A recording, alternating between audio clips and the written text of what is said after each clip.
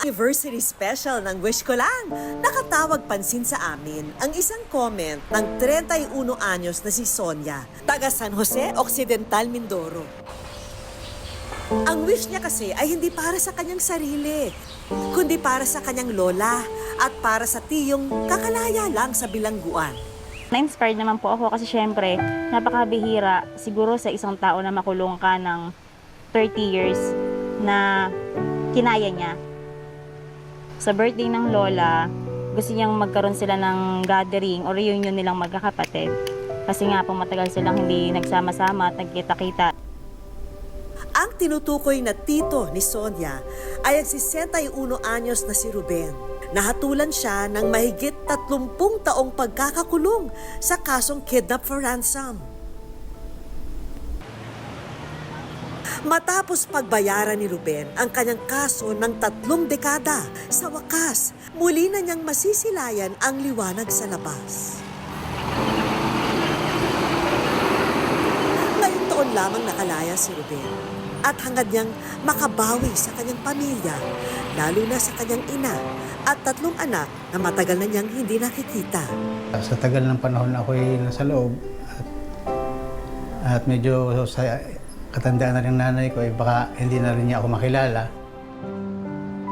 Ang 89 na taong gulang na si Nanay Venus, hindi raw napapagod noon na lumuwas mula pa Mindoro para lang mabisita si Ruben sa Bilibid sa Muntinlupa City. Eto na siya ngayon, hindi na nakakalakad at hirap nang makakilala ng tao. Si Belen, ang pangatlong kapatid ni Ruben, ang siyang nag-aalaga sa kanilang ina. Bakit siya nakulong? Oo, ang kuya, si Kuya Ruben, hindi niya nakakalimutan yan. Pag tumatawag yan,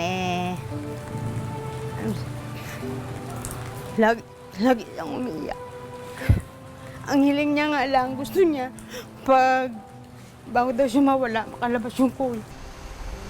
Kung nangungulila si Nanay Venus kay Ruben, konsyensya naman ang nararamdaman ng 2 kapatid niya na sina Senen at Eduardo.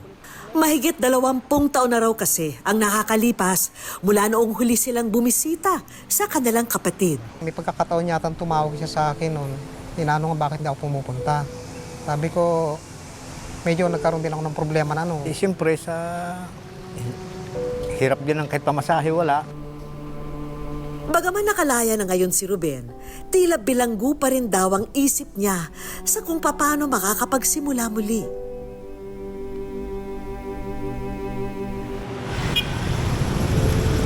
Pero iisang bagay ang tiyak. Sabik siyang makauwi sa kanila at muling makapiling ang kanyang pamilya. Sana mabigyan kami ng pagkakataon na magkita-kita ngayon magkakapatid, mga kamag-anak at saka yung mga anak ko. Sobrang miss ko na sila.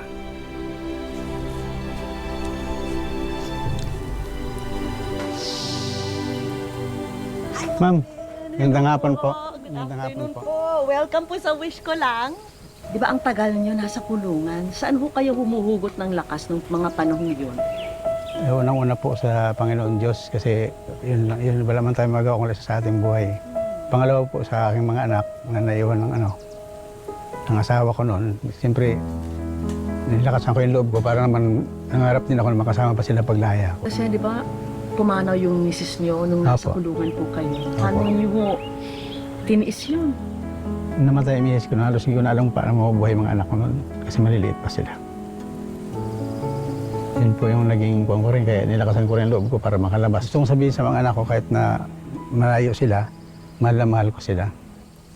Meron ho tayo konting sorpresa po para sa inyo. Ito po. Yan. Ay, salamat po. Yan ho, para sa mga pangangailangan nyo. Pangbagong simula nyo po. Malaking bagay na po ito. Maraming salamat po. Dahil anniversary special ngayon, hindi lang ako ang maghahatid ng saya at sorpresa kay Ruben. Kasama ngayon ang mga bida sa ating anniversary drama special, walang iba kundi sina Barbie at Sam. Ano kayang espesyal na regalo na ihahandog nila para kay Ruben? Nakakabili po ang inyong tapang at dedikasyon para magtuloy pa sa buhay. Maraming salamat din po sa inyo. Bira naman po nakakausap din yung na yung mga lumalaya na katulad ko. Mapala din po ako nakausap po Dito, meron kaming mga dalang mga regalo para sa inyo na sana po makatulong at magustuhan nyo. Halika po, tay. Meron po tayo dito.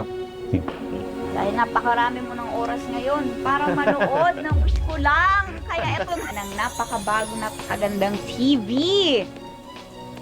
At hindi lang po yan, Sir Ben, meron din po kaming isa pang regalo sa inyo. At meron din po kayo tayo na bigasan packet. Ay, maraming salamat po. Kasi malaking bagay po para sa akin yun sa pagbabagong buhay ko dito sa labas. At para sa huling hiling na imamanifest namin para kay Ruben, sinamahan namin siya na makauwi sa kanila sa Mindoro. Excited po ako dahil sa tagal ko sa loob, bagamat hindi ko alam kung anong daratnan ko sa pamilya ko, nagpapasalamat po ako sa inyo dahil binigyan pa ako ng pagkakataon na makauwi sa aking pamilya. Hindi naging madali ang aming paghahanap sa bahay ng nanay ni Ruben. Hindi po ako sigurado kung matatandaan pero titingnan ko rin po pagka nakita ko yung mga dadaanan natin. Ngunit lingid sa kalaman ni Ruben, nakipagkuntsabahan na kami sa kanyang pamilya para sa isang masayang pagdiriwang. Isang espesyal na reunion at selebrasyon ng kaarawan ng kanyang ina ang nag-aabang sa kanya.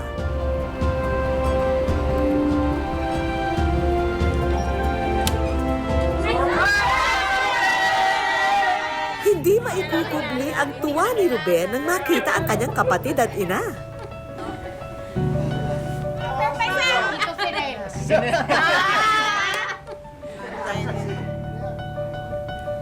Hindi sa kasayahan lang po yan. Bakit po? Sa tuwa na siguro. Ganun din. Buo kami ngayon, kaming 8. Bagamat hindi nakadalo ang mga anak ni Ruben, meron naman daw siyang komunikasyon sa kanila at nakatakda silang magkita sa mga susunod na araw. At bilang espesyal na handog sa kaarawan ni Nanay Venus, isang bagong wheelchair ang ating ibibigay para sa kanya.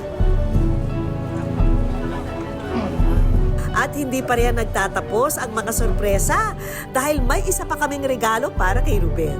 Congratulations, Sir Ruben. Narito po ang aming handog na e-bike, ang RNG e-bikes, para makatulong po sa inyong pang-araw-araw na pangangailangan. Saka siyempre po, pag may hanap buhay ako, magagamit ko rin po ito. Ngayon, muling magsisimula si Ruben. Ngunit sa pagkakataong ito, kapiling na niya ang kanyang mga mahal sa buhay.